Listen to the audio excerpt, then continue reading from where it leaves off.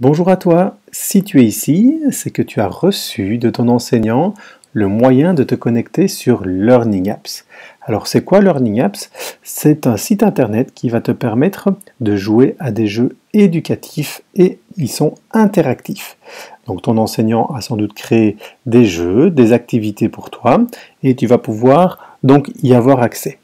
Alors il y a deux moyens de se connecter. Le premier moyen, c'est que chez toi tu as une tablette ou bien alors un GSM et tu vas pouvoir donc scanner le QR code qui est à ton nom. Donc il est unique, il est à toi. Ce QR code-ci va te permettre d'arriver directement dans ta classe. Ça, c'est la première méthode. La deuxième méthode, c'est de te connecter avec un nom d'utilisateur et un mot de passe. Alors, pour ce faire, tu vas te rendre donc sur learningapps.org et tu vas appuyer donc sur se connecter.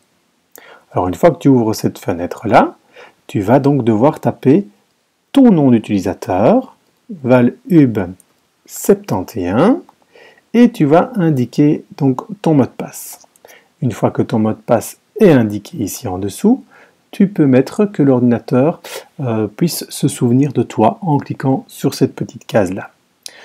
Une fois que cela est fait, tu vérifies bien ton nom d'utilisateur et ton mot de passe, voir si tout est correct, et tu appuies sur Connexion. Voilà, je suis maintenant dans ma classe.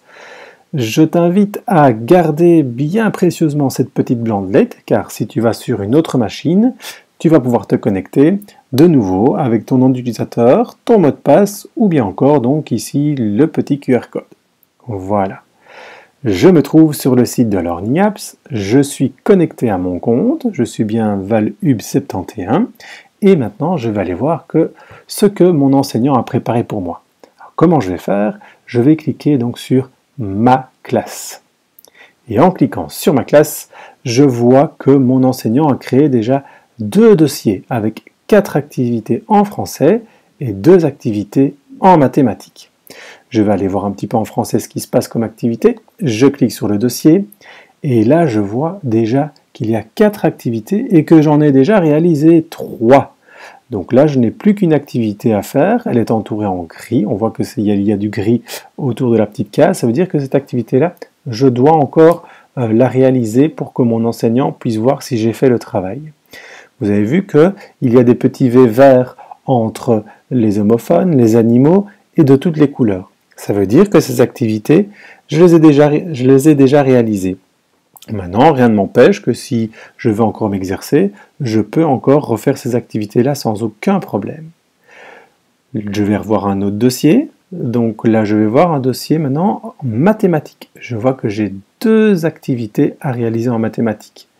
J'ai une décomposition de dizaines et unités et j'ai la table par 4. On voit que c'est entouré en gris, donc je n'ai pas encore fait ces activités-là.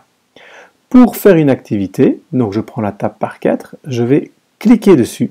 Quand je clique, je vois ici que mon jeu s'ouvre. Alors vous allez voir, il y a plein de jeux complètement différents. Ici, ça va être un jeu, on va devoir classer donc par paire. Je lis la consigne que mon enseignant a écrite et j'appuie sur OK pour démarrer le jeu. Et je commence à faire mes calculs. Donc là, je dois classer le calcul avec sa réponse. Je dois les associer. Donc 1 fois 4, ça fait 4. Une fois que ma réponse est correcte ici, le calcul s'en va. Donc je continue à faire tout ce que j'ai envie comme exercice. Donc ici, 4 fois 0, ça fait bien 0, ça s'en va. Et ainsi de suite. Une fois que j'ai terminé mon exercice, je vais voir un V bleu apparaître ici en dessous à droite.